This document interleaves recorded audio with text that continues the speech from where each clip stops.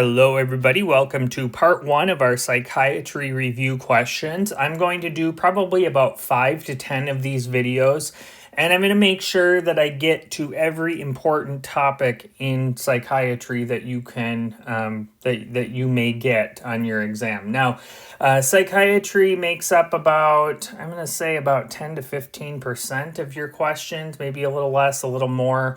It varies by year. They kind of change those up. And a lot of students look at psychiatry and they think, oh, this is really easy. There's no pathophysiology. And that is true. It is primarily a matter of memorizing the DSM. One of the things that can be difficult about USMLE psych questions is that they are often very vague. For instance, you might know your Siggy CAPS symptoms for depression, but the way they describe it to you may not, they're not going to say patient is not getting enough sleep, doesn't have concentration, has low energy, has been gaining weight, has had increased appetite or something like that. They're not going to make it very obvious. So that can be one of the difficulties with these questions. And so it's very, very important that you pay very close attention to the question. These questions may take you a little longer, but it's very important that you pay attention. And as usual, I'm going to describe why each of the wrong answer choices is wrong, because that is just as important as knowing why the right answer is right. Okay, a lot of students skip over the wrong answer choices, and those wrong answer choices, when you do your UWorld questions, or you do Kaplan, or you do my questions, those wrong answer choices are put in there for a reason. They're put in there to distract you and make you second guess yourself. And, that's something you'll deal with in the clinic as well. So it's very important when you go through your questions to make sure you're looking at every wrong answer choice and understanding why that is not the right answer for the question that you just completed. If you haven't had the chance yet, please consider subscribing to my Patreon. You can get there by clicking the link in the description of the video or on the I button on the upper right-hand corner. I very much appreciate all the contributions that I can get to help offset the cost of these videos, and I thank all those of you who have already donated. All right, let's start with question 1. Question 1 through 3 are going to be all part of the same case. So we'll go through 1, we'll go through 2, we'll go through 3, and then we'll come back and look at the right answers. All right, a 5-year-old boy presents to the clinic with his mother, who says that the patient has had difficulties at school. Earlier this month, his teachers met with the parents and said that the patient frequently interrupts, does not follow basic instructions, and is easily distracted. This was a complaint from his teachers at his preschool as well last year. The mother says, "I thought it might help when he got to kindergarten, but it's continued and I don't know what to do." She says that he also has problems at home. He can't sit still for dinner or while watching a movie, and they stopped going to church because he can't sit for more than 2 minutes. His developmental milestones were within normal limits. There's no history of trauma, seizure activity, or chronic medical conditions. He sleeps about 9 hours per night, but is described as restless and has difficulty winding down at bedtime. A trial of limiting screen time has led to minimal improvement. His mom says his 9-year-old brother is on methylphenidate, but I don't want him to take it because he's so young and I don't want him to lose weight. Which of the following is the best next step in the management of this patient? A, explain to the mother that methylphenidate is appropriate as long as he eats properly. B, guanfacine. C, atomoxetine. D, parent-child behavioral therapy. E, reassure that this is normal behavior for a 5-year-old. Or F, follow up in 1 year. All right, so you're going to lock in your answer here, and then we will move on to 2. Okay, we're going to move on. The mother agrees to behavioral therapy. 1 year later, the patient and his mother return. She says that the behavioral therapy helped for his problems at home, but she still gets occasional complaints from his teachers who say that he's not progressing academically and will need to go to summer school or repeat his grade. He also refuses to sit still at church, and his Sunday school teacher relays similar problems with fidgetiness and interruptions. The mother says, "I guess medication is what he needs now." The patient was recently seen by a clinical psychologist and no learning disorders were identified. Last year, when seen in the ED for an ear infection, A 2/6 systolic murmur was appreciated at the left sternal border, which decreases with sitting up. Which of the following is the best next step in the management of this patient? A, methylphenidate, B, guanfacine, C, echocardiography, D, baseline EKG, or E, cardiac history and physical examination. All right, so we will move on to question 3. The patient is started on methylphenidate and is gradually titrated to the maximum dosage over the course of 2 months. At 3 months of therapy, the patient and his mother return. While the patient's symptoms have continued to improve at home, his teachers continue to complain of frequent interruptions and poor academic performance. He also does not sit still in his Sunday school class. Which of the following is the best next step in the management of this patient? A, increase methylphenidate dosage. B, decrease methylphenidate dosage. C, reassure the mother that it takes up to 6 months to see the full effects of this medication. D, discontinue methylphenidate and start dextroamphetamine. Or E, continue methylphenidate and refer for intensive outpatient therapy. Okay, so let's go ahead and look at question 1, the answer to question 1. All right, so the answer is behavioral therapy, as you probably surmised after looking at question 2. So what do we have here? What is the diagnosis? Should be pretty straightforward. So what you have is a patient, a child, who is having difficulty paying attention in more than one setting. So we think of settings: home, school, sports team, church. It just has to be more than one place. If a child is having difficulty paying attention in school, but they're able to pay attention on their sports team, they're able to pay attention doing homework at home, things like that, then it's probably environmental and restricted to the location that they're in, and probably not ADD or ADHD. However, if this is persistent and this is occurring in multiple settings, then we confer the diagnosis of ADHD. So ADHD often is going to manifest in children when they begin a structured setting. So going to preschool, going to kindergarten, maybe not going to daycare. It's got to be more structured. And this is where they really then run into struggles. So it might be something that you begin to see signs of earlier on, but it really comes to a head when they are in a structured setting. So now, why do we choose behavioral therapy? Because as you know, first-line therapy for ADHD is typically stimulants. Well, when you are dealing with a patient under the age of 6, it is recommended that the child first do behavioral therapy, and of course that's going to be along with the parent.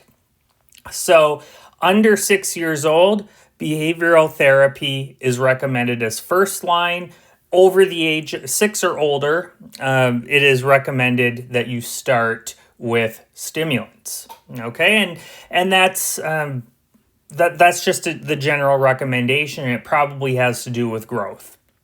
So A is incorrect for that reason. B, guanfacine, it is not really first line, but again, we don't jump to pharmacologic therapy in a child under the age of 6. C, same reason. D is the correct answer. E, no, this is not normal behavior. Normal would be like intermittent periods of inattentiveness, not long-term multiple settings.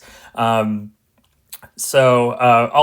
impulsivity, difficulty sitting still, that's more associated with ADHD, particularly when it interferes with functioning. So you can't go places like church. Teachers are complaining, things like that. Okay, so this is certainly interfering with his ability to function. As we saw in the next question, he may need to repeat the grade or go to summer school. That's a clear indication that there's an interference with functioning. And that's just kind of a general principle of psychiatry. If something is interfering with your function, it's probably a disorder. If it's not interfering with your function, it's probably not a disorder. Okay, that's a general rule of thumb, not always, but that's a pretty good pretty good pearl to keep in your mind. Okay? So it is D. Now, question 2, the answer is E. All right, so why is the answer E?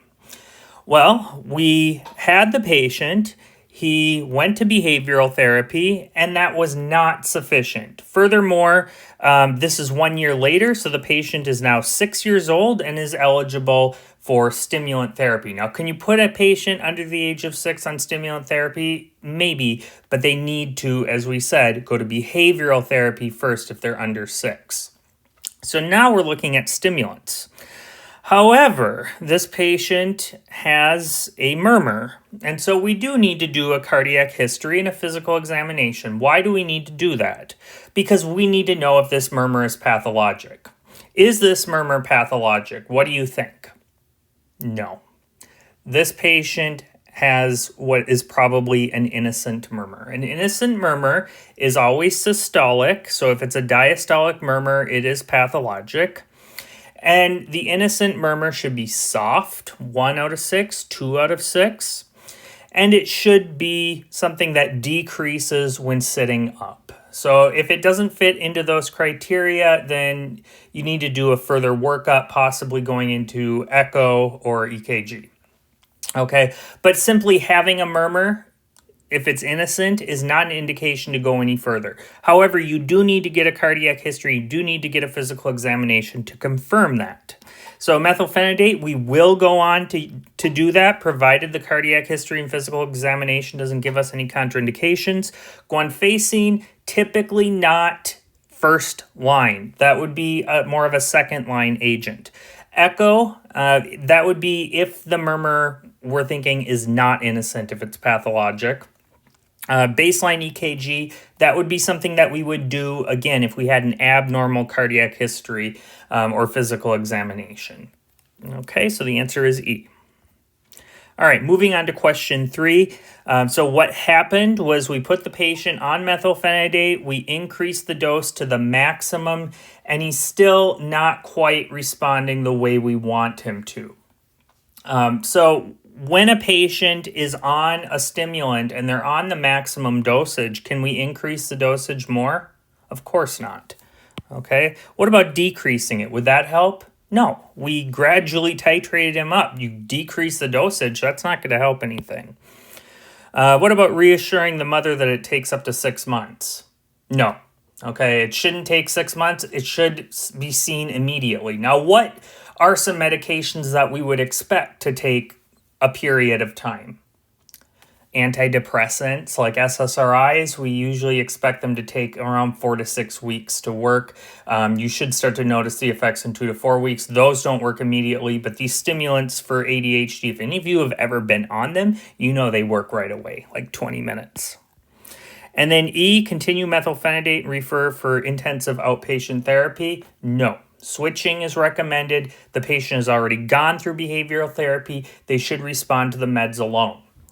Now, that said, outpatient therapy could be useful as an adjunct, but stimulants are really the cornerstone of therapy for ADHD.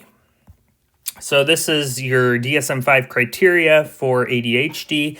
As you can see here, several of these symptoms should be present before age 12. This is a diagnosis that really is only made in childhood. However, adult ADHD does exist, and a lot of times adult patients will have all these symptoms and they'll tell you, well, I never was really seen for this and I had these symptoms as a child. You can start stimulants on those patients. You can make that diagnosis in retrospect.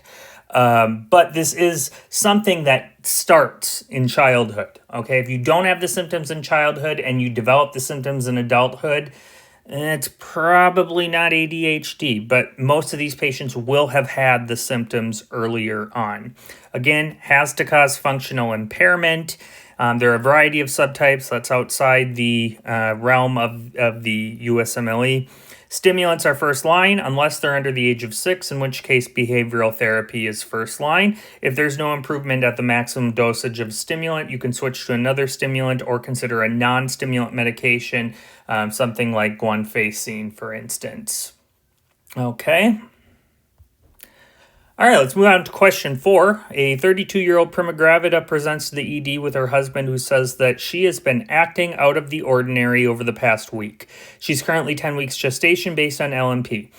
The husband says that she disappeared for 2 days and came home with over $2,000 worth of baby clothes and toys, even though they already have baby clothes and toys given to them by the patient's sister, and the couple is experiencing financial difficulties as the husband was recently laid off.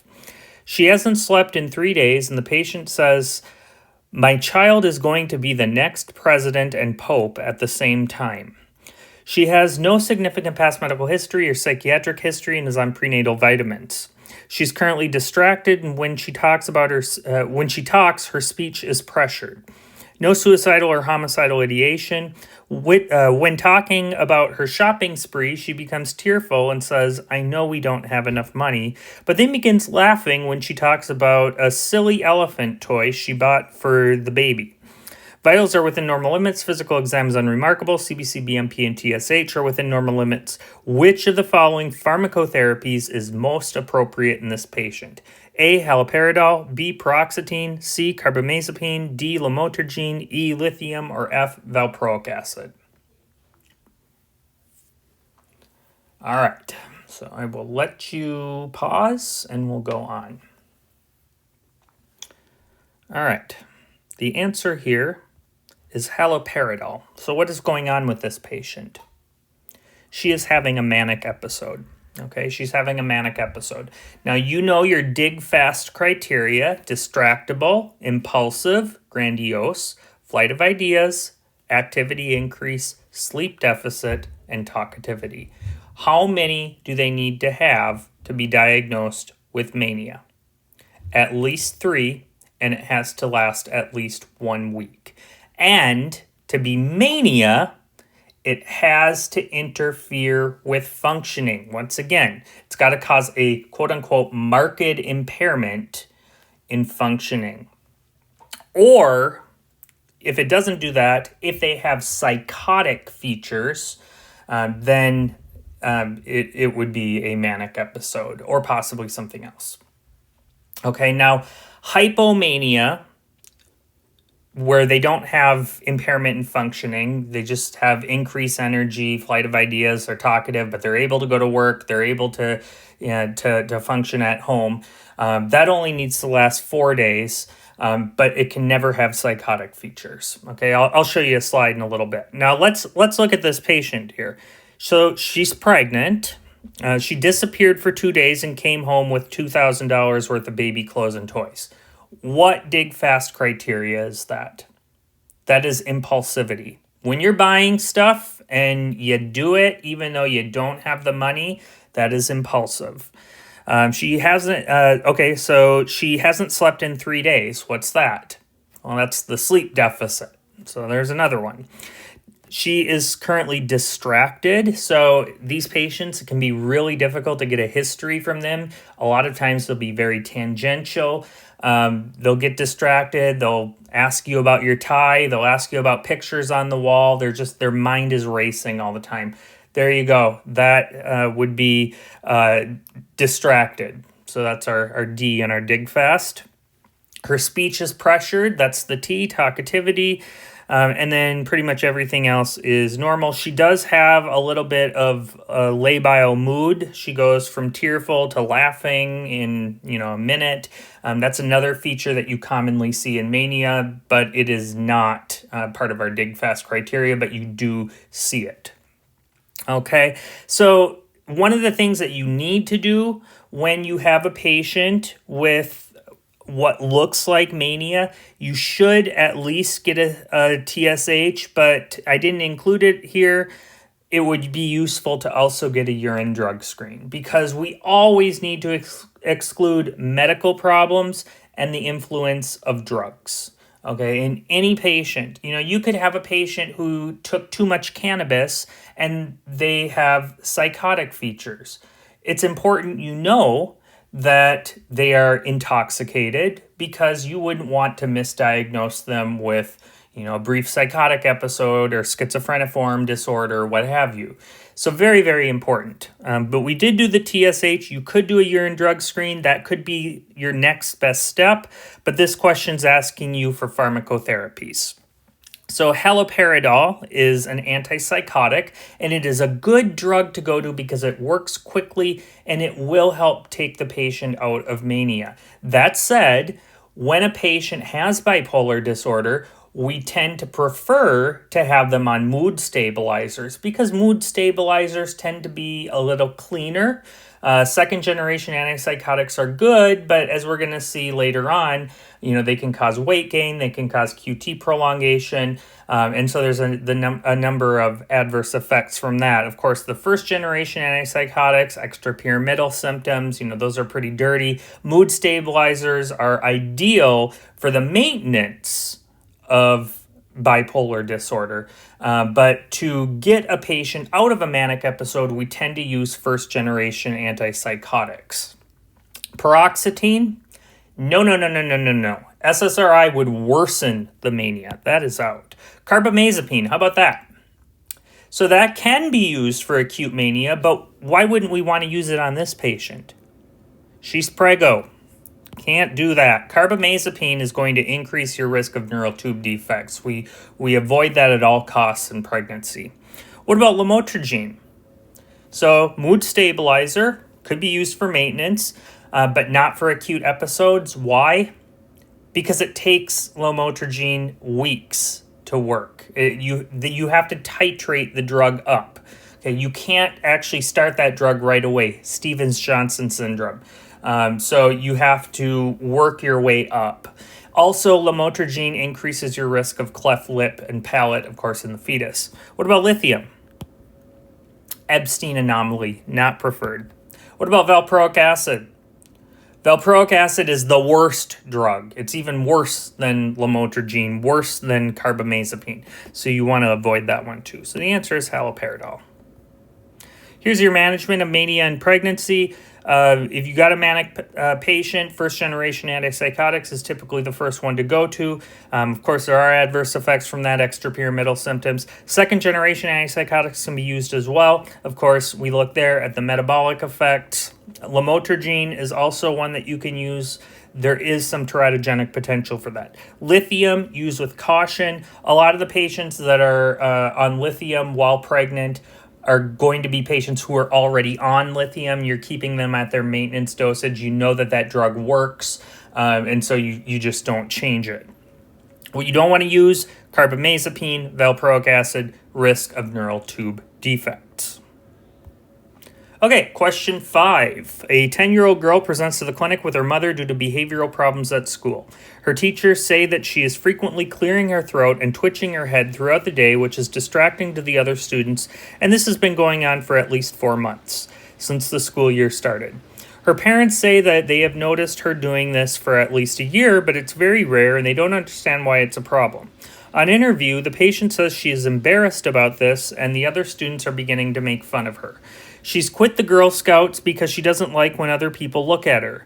Her developmental milestones were within normal limits. There is no history of trauma, seizure activity, or chronic medical conditions. She takes no medications. Vitals are within normal limits. Lungs are clear to auscultation. Neurologic exam is unremarkable. Throughout the exam, she makes several of the described noises and makes frequent head movements and shoulder shrugs. Her parents say that this doesn't happen frequently at home. Based on the patient's diagnosis, which of the following comorbidities is she at greatest risk for? A. Agoraphobia. B. Generalized anxiety disorder. C. Obsessive compulsive disorder. D. Major depressive disorder. E. Schizophrenia. F. Social anxiety disorder. G. Oppositional defiant disorder. Or H. Bipolar disorder.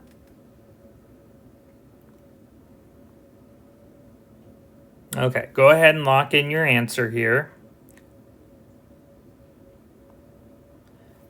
Now, a follow-up question. Upon diagnosing this patient, the parents ask what her prognosis is. Very common type of question on step 3, by the way. Which of the following is true about this patient's condition? A, she will have these symptoms for the rest of her life. B, her symptoms will likely worsen as she gets older. C, her symptoms will improve with antipsychotic medication, which must be taken for life. D, her symptoms will likely improve as she gets older. Or E, genetic counseling is needed for her siblings as this is an autosomal recessive condition. Okay, lock in your answer, and we're going to move on to 5, and I apologize, my phone just went off there. Okay, my mother is calling me. All right, let's look at 5. So, obsessive compulsive disorder is the right answer. What does this patient have? She has Tourette's. And with Tourette's, what we tend to see are anxiety disorders and OCD. Now, OCD is the most linked to Tourette's. Why? I don't know. Okay, so how do we know she's got Tourette's? She's 10, so a child. She's been doing this for at least a year. There are multiple tics. There's motor tics. There's verbal tics. And so this satisfies the diagnosis of Tourette's. We'll look at the diagnostic criteria in a little bit. But obsessive compulsive disorder is, out of all of these, the most linked to Tourette's. Now, a lot of these generalized anxiety disorder, even schizophrenia, major depressive disorder, do have some links to Tourette's, but it is obsessive compulsive disorder that is the most tightly linked to Tourette's. Question 6, the answer is her symptoms will likely improve as she gets older. Tourette's tends to remit as you get older, so it's at its worst in childhood, early adolescence, as they progress, high school age, and then to adulthood. It tends to get better. I believe it's about a third remit completely, a third get a little bit better, and a third stay the same. So her symptoms will likely improve as she gets older. Okay? It is unlikely that her symptoms are going to worsen. She will have these symptoms for the rest of her life. That is a blanket statement, so it's not necessarily the case. She could, but it's not necessarily. Her symptoms will improve with antipsychotic medication, which must be taken for life. Again, there's no reason to think that she will have to take medication for life because there is a strong possibility that her symptoms will improve. And genetic counseling for an autosomal recessive condition, no. It is not an autosomal recessive condition. It is probably polygenetic. So this is Tourette's syndrome. They have to have both multiple motor tics and at least one vocal tic. Motor tics are facial grimacing, blinking, head and neck jerking, shoulder shrugging, tongue protrusion. Vocal tics, grunting, throat clearing, yelling, anything that makes noise. Remember, coprolalia, that is a stereotype that patients with Tourette's have coprolalia. Coprolalia is just yelling out expletives. Why did I say extremities? I can't remember what I was going to try to say. Expletives. All right.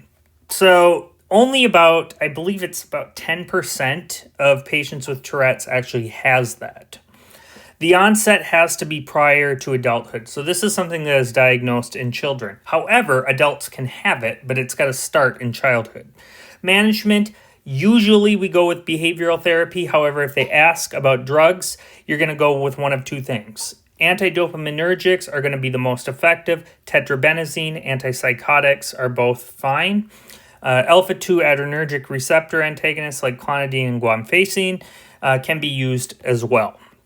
Most patients will experience improvement or remission by adulthood, about 2/3, maybe even a little more.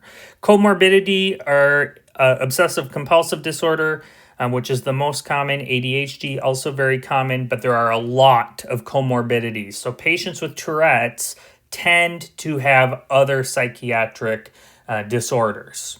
Okay? All right, question 7. A 35-year-old woman is brought to the ED via EMS. She was accosting shoppers at the local mall. When law enforcement arrived, she was agitated and had to be tased. Emergency medical personnel were dispatched and she was subsequently brought to the hospital. The patient is unable to provide a history, but her identification is available. Vitals show blood pressure 137/94, heart rate 108, respirations 15, temperature 98.6.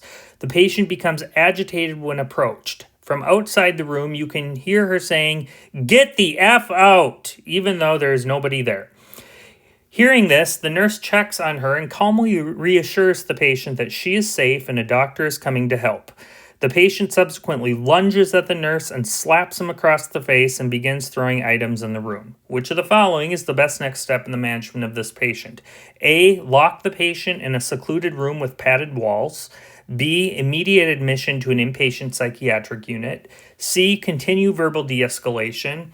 D. Reduce environmental stimuli and lock the door.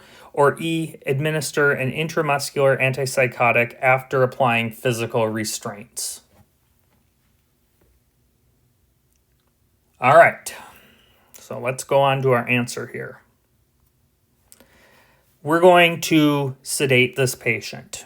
All right, now, a lot of you probably think, well, isn't that the last resort? And yes, it is the last resort. However, when a patient starts becoming violent, you need to take these measures. Okay, if they're fine, if they're just confused, disoriented, even if they're cussing at you, we will continue to do verbal and nonverbal de-escalation tactics. However, the minute they become violent, now you're opening yourself up to occupational hazards.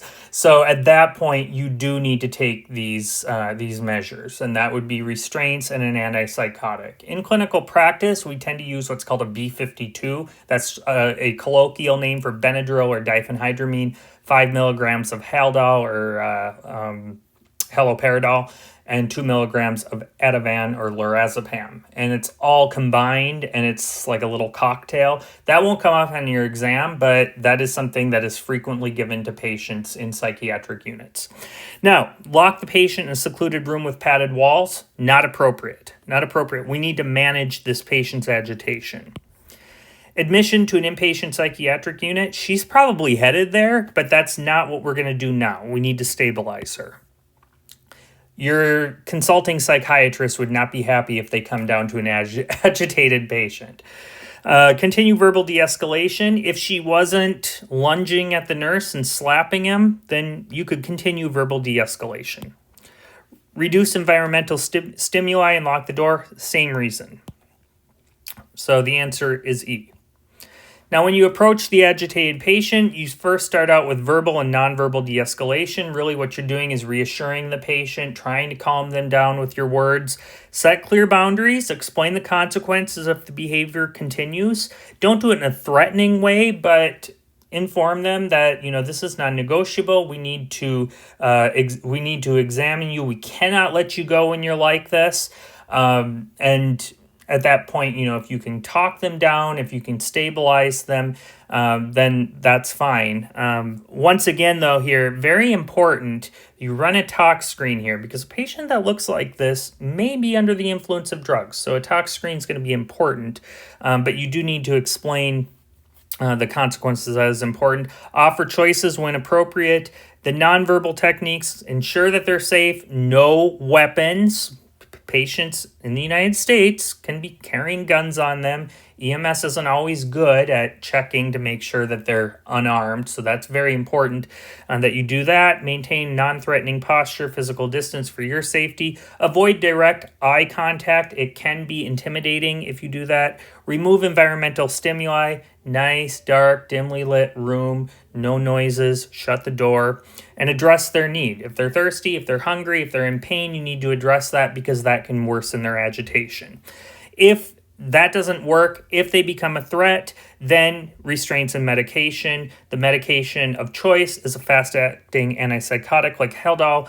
And as soon as they're no longer agitated, usually they're going to fall asleep after this, then you will remove the restraints. The restraints are only for when they are agitated. As soon as they're no longer agitated, remove the restraints. Question 8. A 33-year-old man presents to the clinic for a follow-up visit. 3 months ago, he was diagnosed with major depressive disorder and was started on sertraline. Due to a lack of improvement, he was switched to escitalopram 6 weeks ago. He says that his mood has improved somewhat, but he still feels blue. He says that he still doesn't have the energy while at work despite sleeping 10 to 12 hours each night and finds it difficult to concentrate. He's experienced an increase in appetite, and his weight has gone from 160 pounds to 173 pounds since he began the medication. He feels guilty because his libido has decreased since starting the medication, and he has difficulty reaching orgasm while intimate with his wife, which has led to marital problems. He's reluctant to stop the medication as he says he feels better than he has in a long time, but still not 100%. He works as a high school math teacher. He doesn't smoke or use recreational drugs. He consumes at least 10 alcoholic beverages per week and binge drinks at least twice per month. He has no other medical issues. Vitals are within normal limits. Physical exam is unremarkable. Affect is flat. Which of the following is the best next step in the management of this patient? A, add sledgeline. B, switch to citalopram. C, switch to olanzapine. D, add bupropion. Or E, add mirtazapine. Okay, this is a really, really good question, by the way. I'm not saying that because I wrote this. I'm saying it because this will come up on your exam. All right, let's go to our answer. Add bupropion. Okay, so what you have here is a patient with depression. This patient was first started on a drug. He didn't respond to it. Generally, like I said earlier, we wait about 4 to 6 weeks. If they don't have a response or their response is not what we want it to be, then we need to do something different. Now, is he depressed right now? So his mood has improved somewhat, but he still feels blue, so he still has a depressed mood. He's lacking energy. He's sleeping too much. He's having difficulty concentrating. His appetite has changed, and he feels guilty. Yes, he is still depressed, okay? He may have a subjective improvement in his mood, but this is what we would call a partial responder, okay? So let's look at the difference. There are non-responders and partial responders. A non-responder will have no improvement in their depressive symptoms. This patient does have a subjective improvement in his mood, so we would call him a partial responder.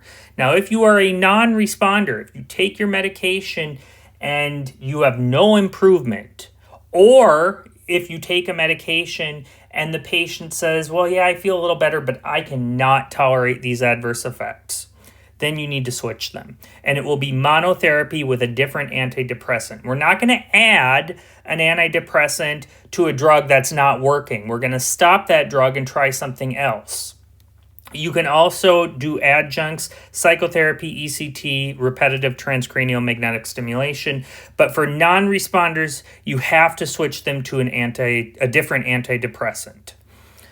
Okay, so partial responders, we will do augmentation. So we will keep them on the antidepressant that is working, even though it's not working enough, and we'll start another antidepressant with a different mechanism of action. And the common one that we go to is bupropion. Bupropion is a norepinephrine dopamine reuptake inhibitor. And so adding that onto an SSRI will give you now two mechanisms that you could improve the depression. And so that's a good one to go to, but there are others. You could go with a second generation antipsychotic. You could go with lithium. You could even go with something like buspirone, which is a very clean but not very effective antidepressant on its own. That's another really common one. You won't be asked to choose between these. So as you can see here, what you have is sledgeline. What kind of drug is sledgeline? It's an MAO inhibitor. Do we want to have a patient on an MAO inhibitor and an SSRI? No. That combination is not acceptable, drastically increases the risk of serotonin syndrome. However, if they're a non-responder and you want to start them on a different antidepressant, especially if they've gone through multiple antidepressants, then sledgeline is an option, but not in combination therapy with an SSRI. What about citalopram? Switch to citalopram. Either of these, switch to citalopram or switch to olanzapine, you don't want to do because he has some improvement on the escitalopram. So we want to keep that drug on board. And then add mirtazapine.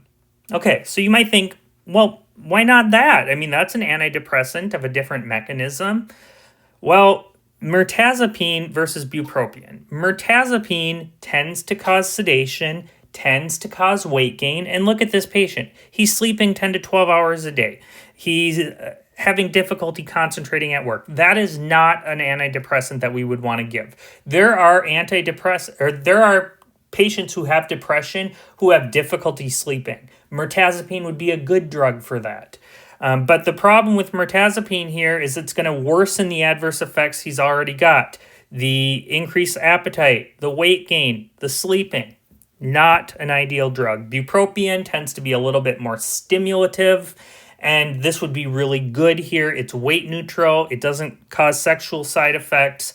This is a great drug to go to in this case. Good drug to add on to an SSRI in patients who are non-responders. And that is what this patient is. He has treatment-resistant depression. The definition of that is major depressive disorder that does not respond to an adequate dose of at least 2 antidepressant agents.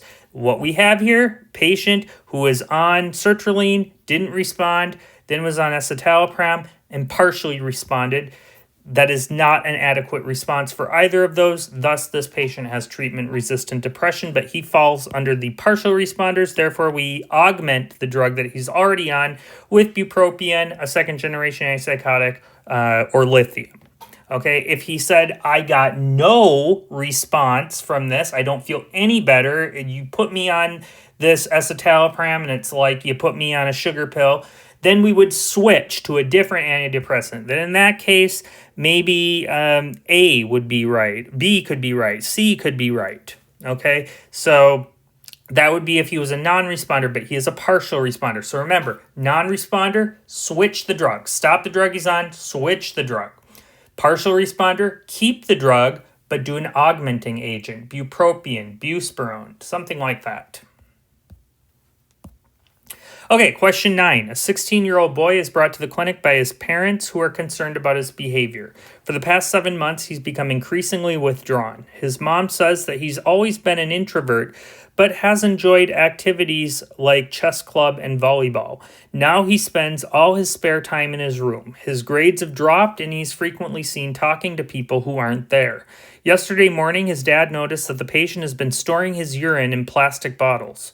When asked about this, he says, the CIA checks the sewer and collects our DNA to track us. He prefers to stay in his room because the neighbors and police are following me wherever I go, and I want to be safe. His mom said that last night he was adamant that the news anchor was talking about him.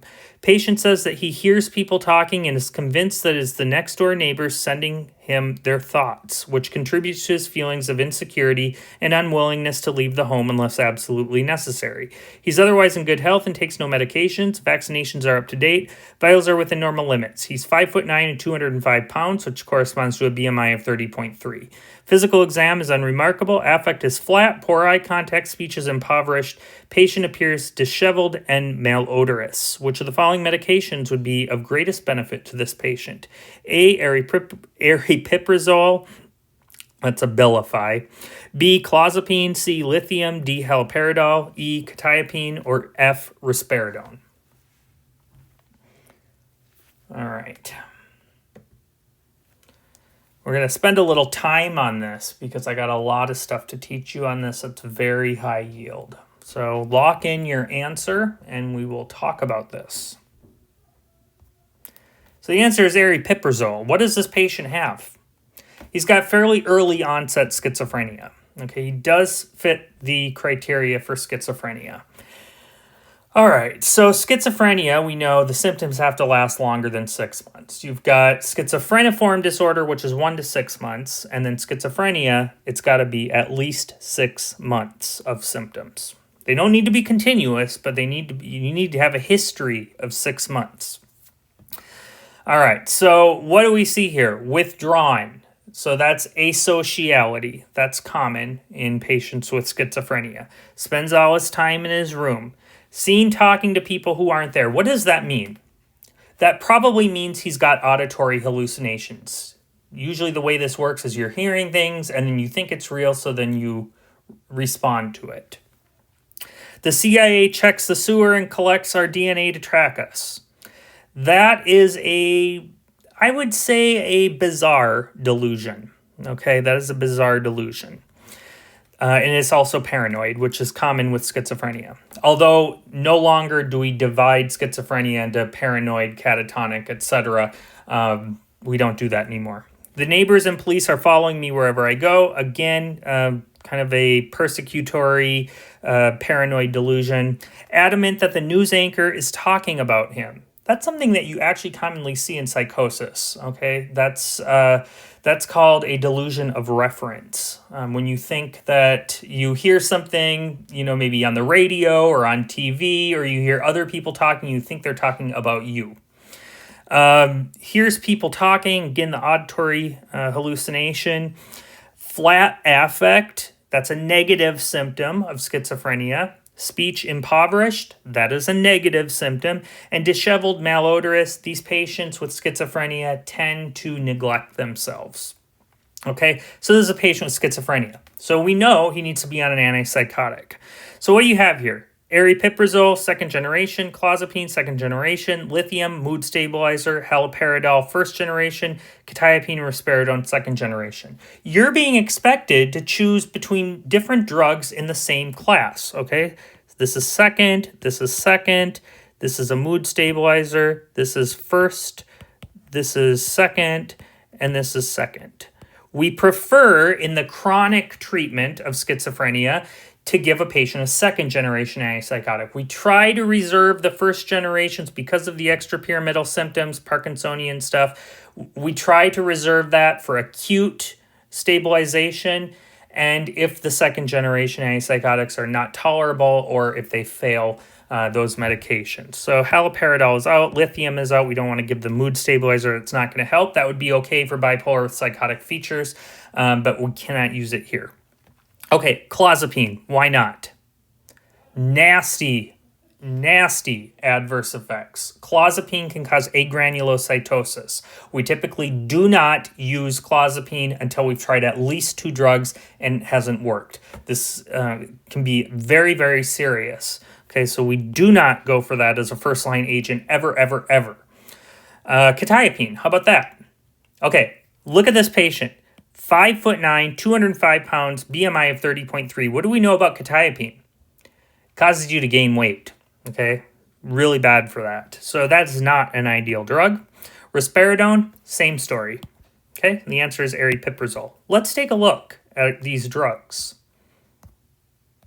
Okay, we'll look here. So aripiprazole is by far the cleanest. That is the one you should go to first, okay? That's the one you should go to first. Clozapine, that is kind of last. Lorazepam is good. Olanzapine, that's Zyprexa. That is really bad for weight gain. So is quetiapine. So is risperidone.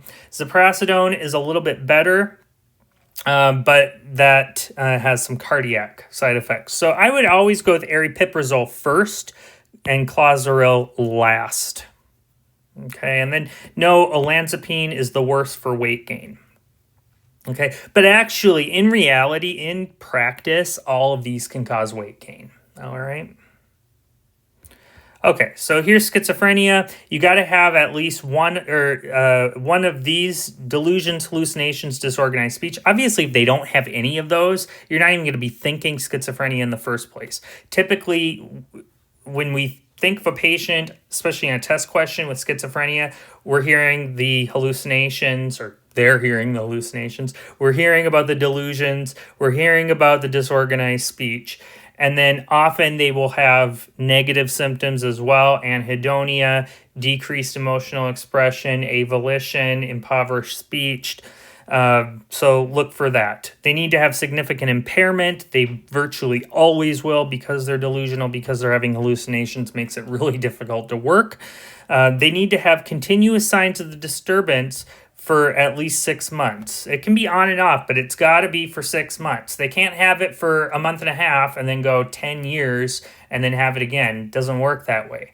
Okay, it doesn't mean they always have to be constantly psychotic, but it means that they need to have these symptoms more often than not for at least 6 months. And 6 months is super important, because you could get a vignette where they say this has only been going on for 3 months and schizophrenia is a wrong answer choice, you would go with schizophreniform disorder, most likely in that situation. Not explained by another mental disorder, so you got to rule out schizoaffective disorder. We'll talk about that in a little bit. And a mood disorder with psychotic features. That could be major depressive disorder with psych features or bipolar disorder with psych features. Can't be attributed to substance, medications, or medical disorders.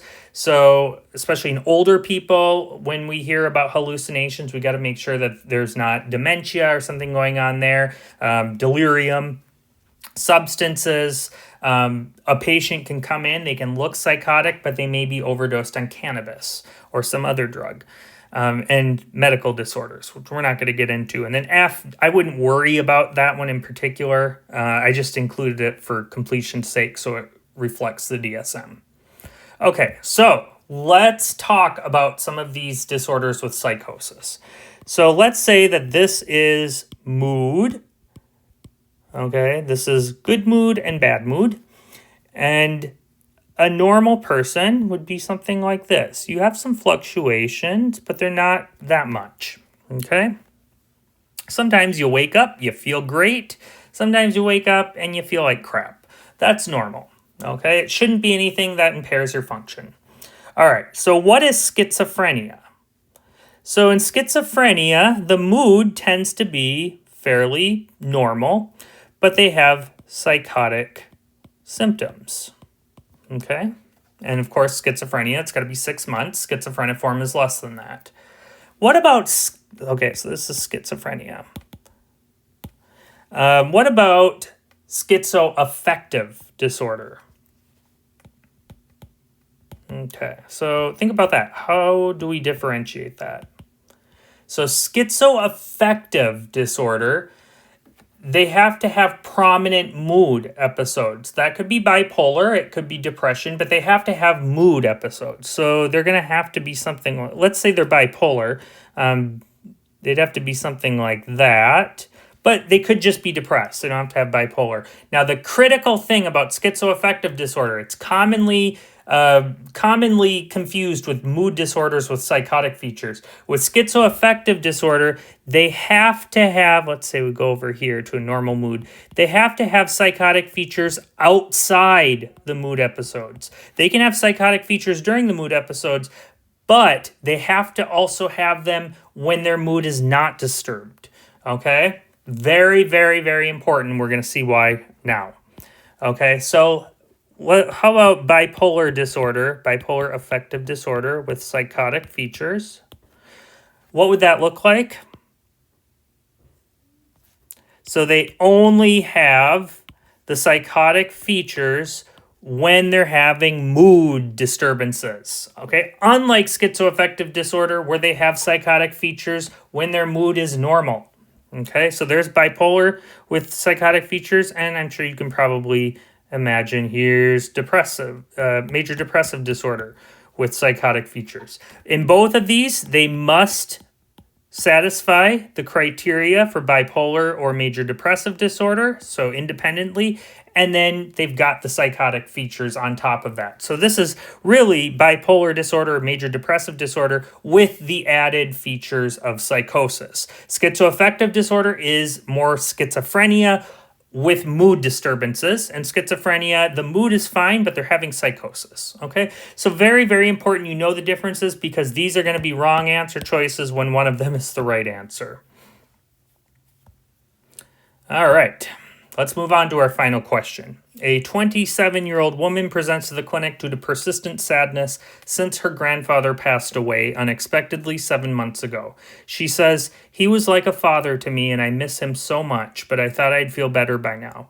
She says that she has a hard time concentrating at work and is constantly tired. She sleeps about 6 hours per night during the week and will go to bed at 11 p.m. on the weekends and wake up as late as noon. She has lost 7 pounds since last year. She used to play tennis and spend time with her friends, but says that she hasn't been interested in that lately and prefers to spend time alone listening to music. She denies feeling of guilt and suicidality. Her husband, who came with her, says, "I've tried being supportive, but I don't know what more I can do. I lost my father a few years ago, And I felt down like her, but I was still able to function and was 100% after a few months. When discussing this alone with her, which you should always do, by the way, when a patient comes in with symptoms and they've got someone with them, when discussing this alone with her, she says tearfully, "I'm so afraid he's going to leave me. He's at his wit's end and doesn't want to have kids if I stay like this. I don't know what to do." She doesn't smoke, drink alcohol, or use recreational drugs. Vitals are within normal limits. Physical exam is unremarkable. Which of the following is the most appropriate response to this patient? Okay, so they're not asking you for a step here. They're asking you, what do you say to this patient? A, your feelings are understandable and are a normal part of experiencing the loss of a loved one. B, I recommend the two of you attend couples counseling with a therapist. C, sometimes grief can cause depression, which doesn't go away on its own. Would you be open to trying medication and seeing a therapist? D, what you're experiencing is post-traumatic stress disorder, and I recommend seeing a therapist for it. Or E, you are experiencing prolonged grief, and seeing a therapist will help. If not, we can try medication. Okay, so this is going to require you to know the diagnosis. Let's go to our answer. So the answer is C. Okay, now when you got a patient with grief, obviously this patient has grief. Grief has to be death, by the way, and it has to be death of a human. I have major problems with that because for some people, the loss of a pet can be just as traumatic as the loss of a person. I mean, it's a very anthropocentric approach to psychiatry, and there is major disagreement with that. But for the purpose of clinical medicine with the DSM as it is, certainly for the purpose of your exam, has to be the loss of a person. If it's the loss of a pet, you'd probably classify it under an adjustment disorder with a depressed mood. Okay, so does she have major depressive disorder? You always have to rule that out when you're dealing with a patient with grief because they're going to have depressive symptoms to one degree or another. Does she satisfy the CAPS criteria? You got to have 5 or more for 2 or more weeks. Okay, so S for sleep. Does she have a problem with that? Yes, her sleep is erratic. She might be getting the normal amount of sleep per week, but she's sleeping 6 hours during the week, and then she's sleeping a ton on the weekends. That's a sleep disturbance, okay? This could, remember, with depression, it could be too much sleep or too little sleep, or it could be just in general a sleep disturbance. That's going on here, okay? So there's 1, yes. Decrease interest. Does she have that? Yeah, right there. How about guilt? Does she feel guilt? No. No guilt. Okay. How about energy? How's her energy?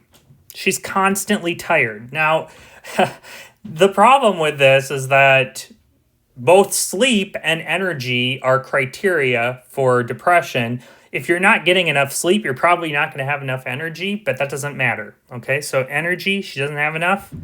That is satisfied. Concentration, how about that? Difficulty concentrating, that's 4. Appetite change. So on the USMLE, they may not say her appetite is increased or decreased. They'll tell you that there's a weight gain or a weight loss. They may say it's unintentional. You can link that then to changes in appetite. So there you go. That is 5. Just for completion, psychomotor agitation or retardation, does she have that? No. Suicidality, does she have that? No. Okay, and that could be passive or active suicidal ideation.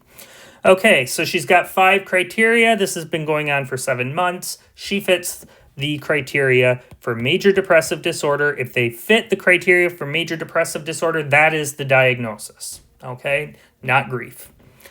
All right, so let's run through here. A, your feelings are understandable and a normal part of experiencing the loss of a loved one. No. If she didn't have major depressive symptoms, then that could be the right answer. We'll look at uncomplicated grief in a little bit. Recommend the two of you go to couples counseling. That's not going to fix her problems. That may be a good adjunct, but we need to address her problems first. What you're experiencing is PTSD? Absolutely not. PTSD's got to involve a traumatic event. It's got to be more than 1 month of intrusive symptoms like having memories, nightmares, dissociations, flashbacks, physiologic reactions to reminders, increased heart rate, increased blood pressure, and so forth. They also have to have avoidance symptoms.